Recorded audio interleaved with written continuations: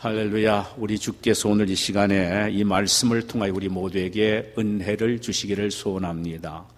오늘 함께 나누고자 하는 말씀의 제목은 버림받은 그리스도입니다.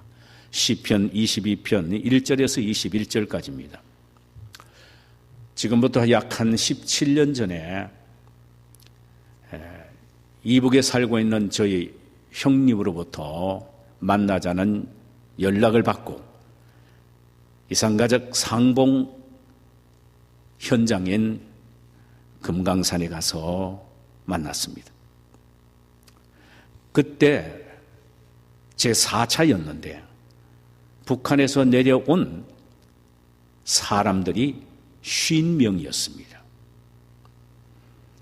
그 50명이 여기에 있는 가족들에게 연락을 해서 만나자고 했고, 여기에 있는 가족들은 맥시멈 5명만 참석할 수가 있었습니다. 그곳에서 개인 상봉 2번, 단체 상봉 2번을 토탈 4번을 가졌습니다. 먼저 도착해서 그날은 단체 상봉을 한번 가졌죠.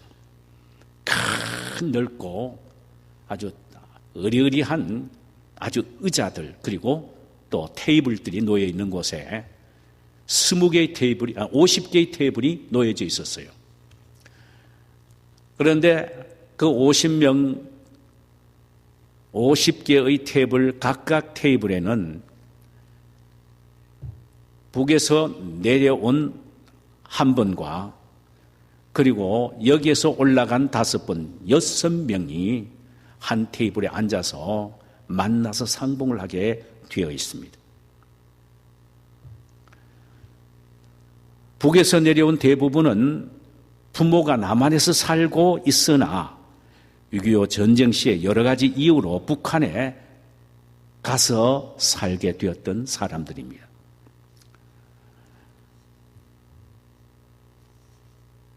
그런데 그 북한에 가서 살다가 남한에 있는 친족을 만나기로 신청한 사람의 나이는 거의 다 70대 중반이었고, 그들은 다 한 가정의 제일 맏이었습니다.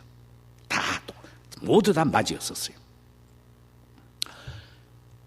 첫날 단체 상봉 때에 바로 제 테이블, 우리 가족들이 만난 테이블 옆에 갑자기 대성통곡하는 한 남자의 울음소리가 들렸습니다.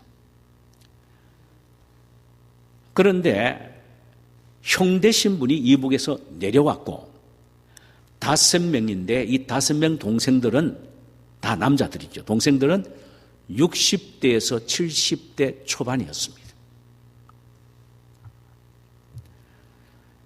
그런데 소리치며 우는 그 사람은 그 6명의 형제들 가운데 2번째였습니다.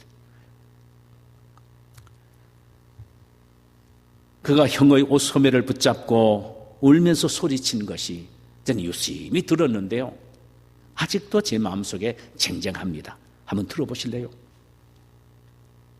형님, 우리 형제 5을 두고 우리 형제 6을 두고 아버지가 일찍이 이 세상을 떠난 건 알잖아요. 병든 엄마는 형님만 쳐다보고 살았자요. 그런데 어느 날 형님은 혼자 살겠다고 병든 엄마와 우리 5 형제들을 다 버리고 사라져버리고 말았습니다. 우리 5 형제는 형님을 그리워하면서도 죽은 줄 알고 살아왔습니다. 그런데 알고 보니 형님이 우리를 버리고 북쪽으로 가셨더군요. 형님이 떠나고 어머니는 충격을 받아 세상을 떠나시고 말았습니다. 그런데 내가, 가장 아닌 내가, 8살 먹은 내가 이 동생들을 데리고 살았습니다. 우리는 길거리에 부딪히는 돌처럼 이리저리 굴려다니면서 살았지요. 형님, 우리가 어떻게 살았는지 알아요? 형님은 참말로 나쁜 사람이에요. 우리를 버리고 떠난 사람입니다. 왜 우리를 버렸습니까? 무엇 때문이에요? 자, 그 말을 옆에서 들어보니까 가슴이 점이 오는 거예요. 인간 관계에 가장 깊이 새겨지는 마음의 상처는 버려짐에 대한 아픔입니다. 그래서 천저 총각이 첫사랑을 잘 잊지 못한 이유가 둘 중 하나가 버림을 당했기 때문입니다. 사실 오늘 본문에 보면은 버림과 버림을 받은 사건이 소개되고 있는데 그것은 성부 하나님과 성자 예수님 사이에 되어지는 일들이 클로즈업 되어서 표현되고 있습니다. 성부 하나님은 성자를 버리셨고 성자는 성부 하나님에 의하여 버림을 당했습니다. 있을 수도 없고 있어서는 안 되는 일이 일어난 것이죠. 오늘 본문 시편 22편에 보니까 다윗이 그리스도의 순환을 예언하면서 그 중에서 예수님이 하나님 위하여 버림을 받았다는 사실을 리얼하게 설명을 해주고 있습니다. 첫째로 예수 그리스도가 하나님 위하여 버림을 당하되 처절하게 버림을 당했다는 사실을 예언해주고 있습니다. 1절과 2절입니다. 내 하나님이여 내 하나님이 어찌하여 나를 버리셨나이까? 어찌 나를 멀리하여 돕지 아니하였사오며 내 신음소리를 듣지 아니하시나이까? 내 하나님이여 내가 낮에도 부르짖고 밤에도 잠잠하지 아니하오나 응답하지 아니하였나이다. 아무리 예수 그리스도가 하나님을 향하여 부르짖고 몸부림을 쳐도 하나님은 예수를 버렸기 때문에 응답하지 아니하였다라고 말합니다. 그리스도가 하나님 위하여 버림을 받은 실제적 사건이 마태복음 27장 46절과 마가복음 15장 34절에서 이렇게 기록이 되어 있습니다. 엘리 엘리 라마 사막다니 이는 곧 나의 하나님 어찌하여 나를 버리셨나이까 라는 뜻이라고 기록이 되어 있습니다. 엘리 엘리 라마 사막다니엘 말은요 아람어입니다. 나의 하나님 어찌하여 나를 버리셨나이까? My God, how have you forsaken me? Why have you forsaken me? My God, why have you forsaken me? 왜 나를 버리셨나이까? 실제로 성자 예수님이 가장 도움이 필요한 그 순간에 성부 하나님이 그에게서 고개를 돌려버리신 것입니다. 지금까지 인생을 살아오면서 예수님에게서 성부 하나님의 고개를 돌리신 적은 한 번도 없었습니다. 심지어 그의 가족도 그를 버리고 그의 고향도 그를 버리고 그의 제자들도 그를 버려서도 하나님은 결코 그를 버리지 아니하셨습니다. 그런데 말입니다. 지금 이 순간에는 하나님이 예수를 버리신 겁니다. 예수를 외면하고 그에게서 얼굴을 그리고 시선을 거두신 것입니다. 이 버림의 절정의 현장이 십자가 위입니다. 우리는 1절과 2절을 한번 보아야 할 것입니다. 내 하나님이여 내 하나님이 어찌하여 나를 버리셨나이까? 어찌 나를 멀리하여 돕지 아니하시오며 내 신음소리를 듣지 아니하시나이까? 내 하나님이여 내가 낮에도 부르짖고 밤에도 잠잠하지 아니하오나 응답하지 아니하나이다.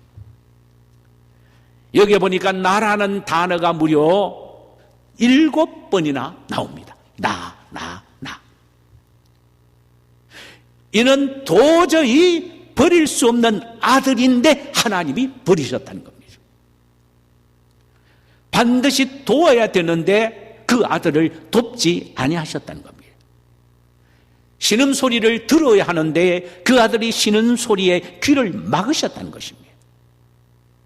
그 아들의 부름의 부르짖음의 소리를 듣고 응답하셔야 되는데 하나님은 응답하지 아니하셨다는 겁니다. 사랑의 하나님이 지금까지 그 누구도 버리신 적이 없으셨습니다.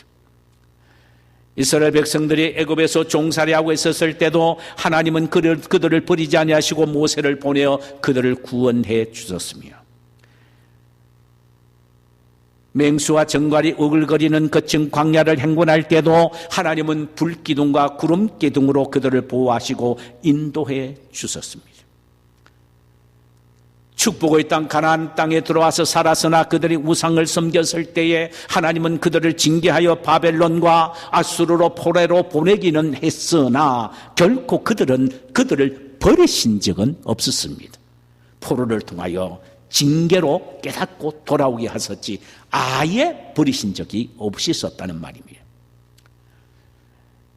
다니엘이 사자굴에 던져져도 그의 세 친구가 7배나 더 뜨거운 풀무불에 던져져도 하나님은 결코 그들을 버리신 적이 없으셨습니다.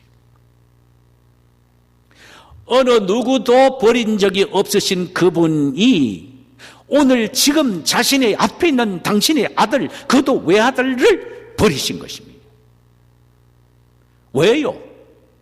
무엇이 하나님으로 하여금 당신의 외아들 예수를 버리게 하셨습니까? 예, 죄입니다. 죄가 하나님으로 하여금 예수를 버리게 하셨어요. 누구의 죄 때문이었습니까? 예수의 죄가 아니라 우리의 죄 때문이었습니다. 예수님은 죄가 없으신 분이십니다. 그분은 우리의 모든 죄를 짊어지고 우리 대신 하나님이 위하여 버림바 되신 것입니다. 하나님이 예수를 버리신 이유에 대한 이해를 돕기 위해서 우리는 다음과 같은 사실에 한번 귀를 기울여 볼 필요가 있습니다. 아담의 피를 이어받은 모든 인간은 다 죄 가운데서 태어났습니다. 그러면서 죄를 물마시듯 하면서 살아가는 존재들이었습니다.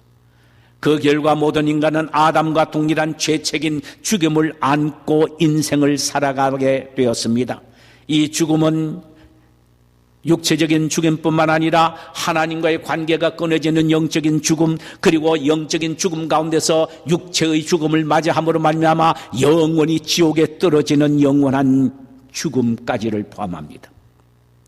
그렇다면 이 세상에 존재하게 될 인간은 하나도 없게 될 것입니다.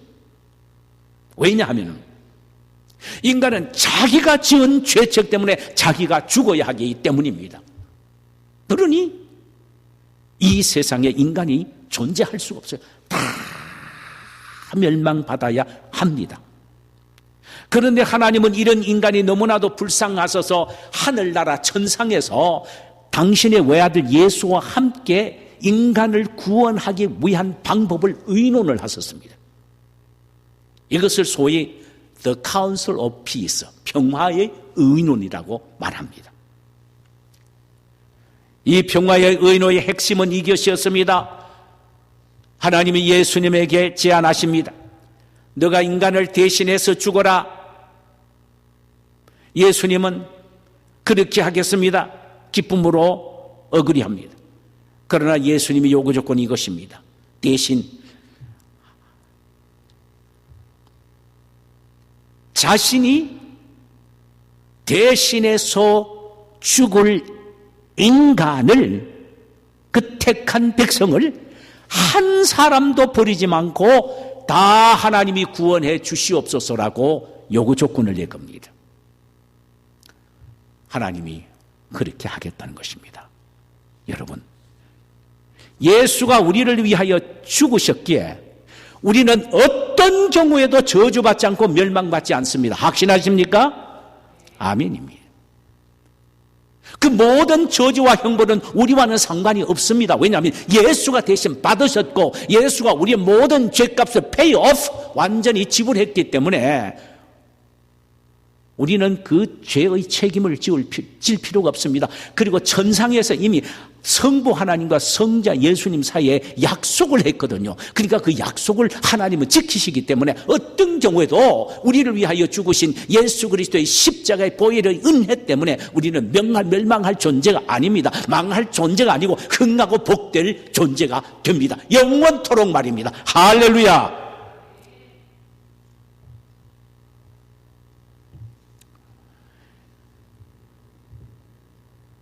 예수가 처절한 고통과 고난과 아픔과 죄의 대가를 당했기 때문입니다. 우리 대신.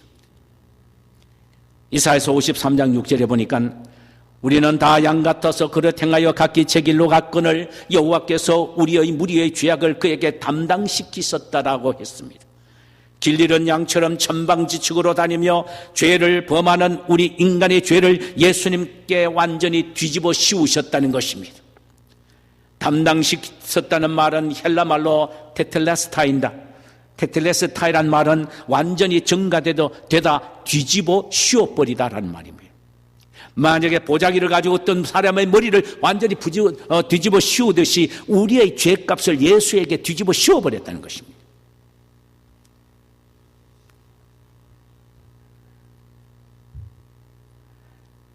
당신의 아들 예수에게 우리 모든 죄를 뒤집어 씌우신 하나님은 예수가 이제는 더 이상 당신의 아들이 아니라 죄덩어리로 보였던 것입니다. 죄덩어리. 그래서 하나님은 십자가에 달린 예수의 부르짖음에 귀를 막으셨고 그의 간구의 고개를 돌려버렸었습니다. 왜냐하면 완전히 죄인처럼 버리셨기 때문입니다. 여러분, 하나님의 가슴은 온 세계를 안으실 수 있을 정도로 넓고 큽니다. 그러나 죄인을 안기에는 너무나도 좁은 가슴입니다. 그래서 우리의 모든 죄악을 예수님에게 뒤집어 씌워서 죄에서 자유함을 얻은 우리를 가슴에 안고 죄인이 된 예수를 더 함께 우리와 더불어 가슴에 안을 수가 없었습니다. 왜? 하나님은 죄인을 안는 데는 가슴이 너무나도 제한이 되어 있기 때문입니다. 좁아서 안을 수가 없기 때문입니다.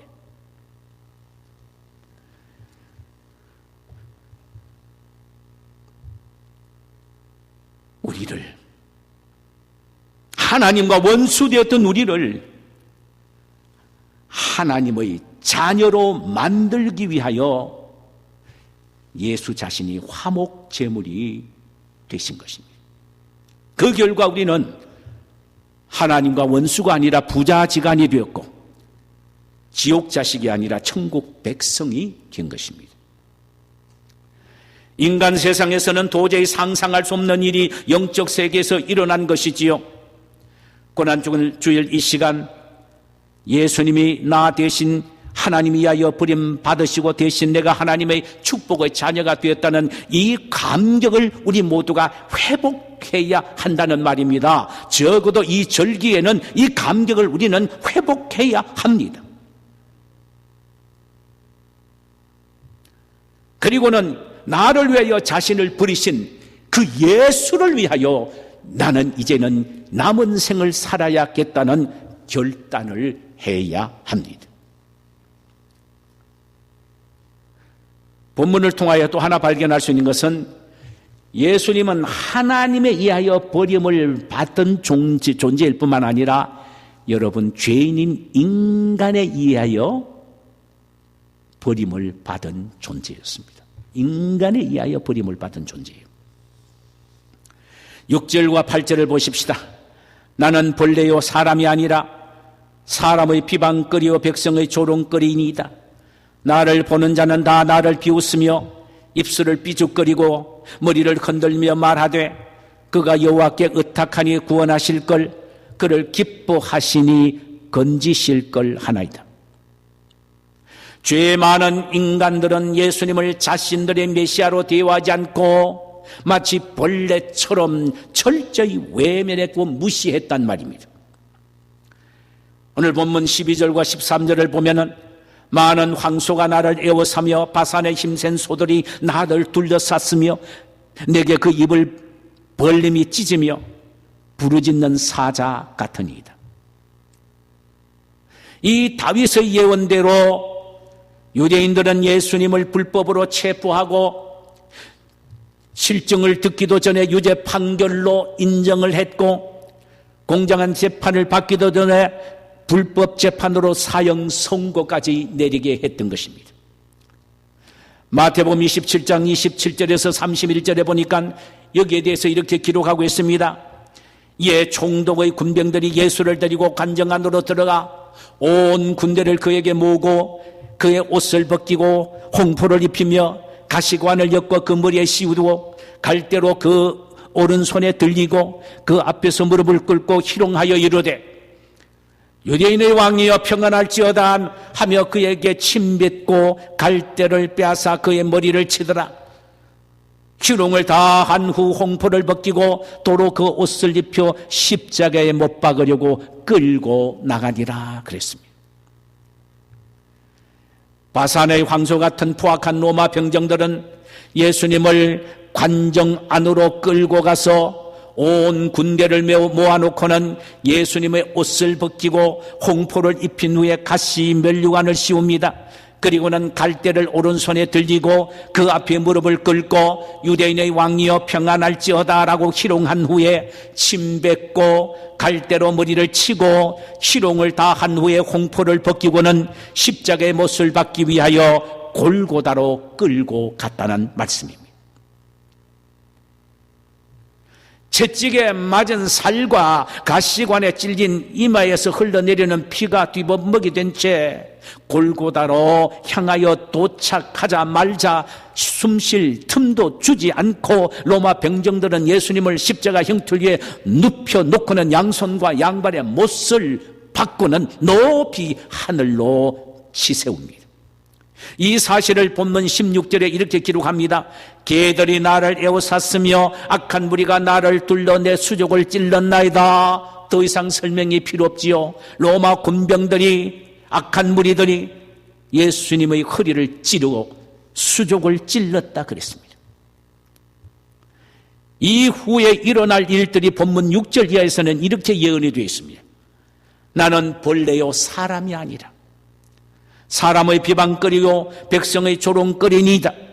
나를 보는 자는 다 나를 비웃으며 입술을 삐죽이며 머리를 흔들며 말하되 그가 여호와께 의탁하니 구원하실 걸 그를 기뻐하시니 건지실 걸 하나이다. 이 예언의 말씀대로 실제로 마태복음 27장 39절에서 44절에 성취된 모습을 이렇게 기록하고 있습니다.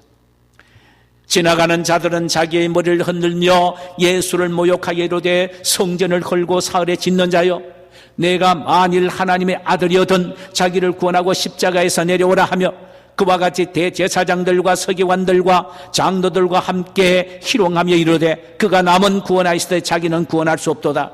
그가 이스라엘 왕이로다. 지금 십자가에서 내려올지어다. 그리하면 우리가 믿겠노라. 그가 하나님을 신뢰하니 하나님이 원하시면 이제 그를 구원하실지라. 그의 말이 나는 하나님의 아들이라 하였도다 하며 함께 십자가에 못 박힌 강도들도 이와 같이 욕하더라. 참 보세요. 하나님의 아들 예수를 향하여 조롱하되 기죽이며 비웃고 네가 하나님의 아들이냐? 그러면 하나님이 너를 구원하실 것이다.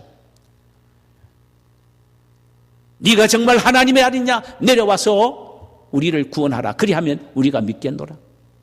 심지어 같이 달린 좌편 강도까지도 예수님을 그렇게 비난했습니다. 자, 길 가는 행인,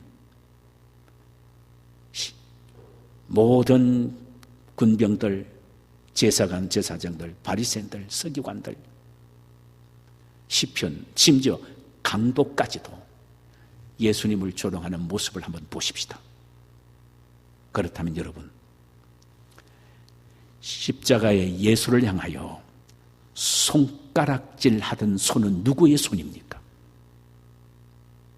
십자가에 달린 예수를 향하여 조롱하던 입은 누구의 입입니까? 십자가에 달린 예수를 향하여 조소하던 그 조소의 눈은 누구의 눈입니까? 예수님을 향하여 침뱉던 그 침은 도대체 누구의 침입니까?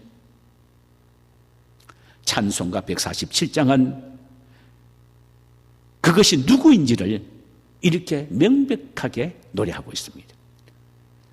거기 너 있었는가? 그때에 주님 그 십자가에 달릴 때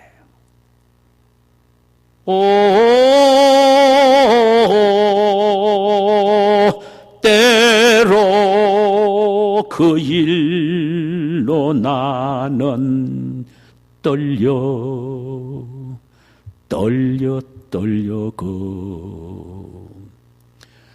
거기 너 있었는가 그때에 우리가 거기에 있었습니다. 우리가 그렇게 예수님에 대하여 행동을 한 것입니다.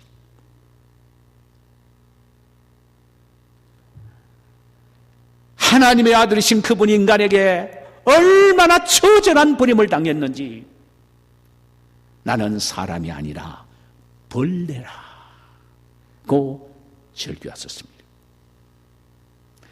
인간은 메시아인 예수를 자신들의 구세주로 맞이하지 않고 골고다에 내버린 것입니다. 왜 인간에게 이토록 처절하게 예수님이 버림을 당하셔야 했었습니까? 이유는 인간과 인간을 화목시키기 위해서입니다.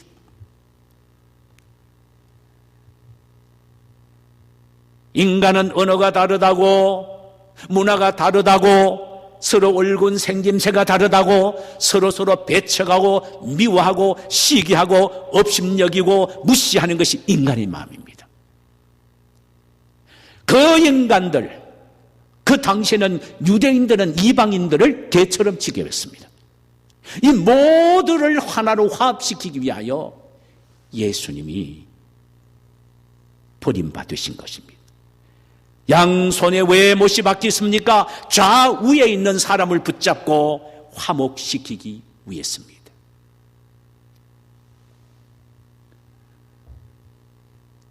그러므로 우리는 이 일에 앞장서야 합니다. 믿음의 형제와 자매끼리의 이 화목을 이루어야 합니다. 미움이 있어서는 안 됩니다. 시기와 질투를 거둬야 합니다. 특별히 교회에서 믿음의 형제들과의 화목은 제 으뜸으로 실천해야 될 요소입니다. 예수님은 우리와 하나님과의 관계를 회복시키기 위하여 화목시키기 위하여 그는 하나님 위하여 저주를 받으셨고 인간과 인간을 화목시키기 위하여 그분은 죄인인 인간에게 버림을 받으신 것입니다. 그렇거늘 화목되게 한 우리와 하나님 사이에 이 화목을 유지하며 누리고 살지 못하거나 믿음의 형제나 주위에 있는 이웃과 시기, 질투와 미움과 분노로 살아간다면은 예수 그리스도가 십자가를 통하여 하나님 앞에 버림을 받고 인간에게 버림을 받아서 인간과 인간 사이를 화목시키기까지 하셨는데 그것 하지 못한다면 예수 그리스도의 십자가를 우롱하는 것이고 비웃는 것이 되는 것입니다. 있을 수 없는 것이란 말입니다.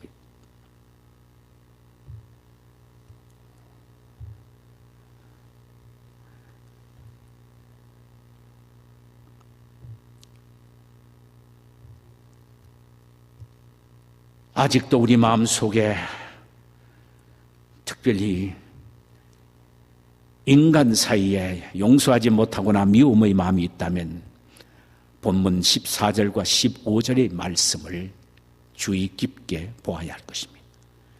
나는 물같이 쏟아졌으며 내 모든 뼈는 어그러졌으며 내 마음은 밀랍 같아서 내 속에서 녹았으며 내 힘이 말라 질그릇 조각 같고 내 혀가 입천장에 붙었나이다. 주께서 또 나를 죽음의 진토 속에 두셨나이다. 그분은 피와 물을 다 쏟으셨기에 탈진하셨고 뼈 마디마디는 탈골되었고 심장은 불붙는 초같이 녹아졌으며 몸은 질그릇 조각같이 부서졌고 혀는 이틀에 붙어 마치 죽은 자를 갯벌에 팽개치듯 완전히 버려진 예수님의 모습이라는 것입니다. 왜요? 하나님과 화목할 뿐만 아니라 인간과의 화목을 위하여 하나님은 처절하게 이렇게 우리 주님은 버림받 됐었습니다. 그렇다면 우리는 마땅히 화목을 이루면서 살아야 되지 않느냐라는 말씀입니다.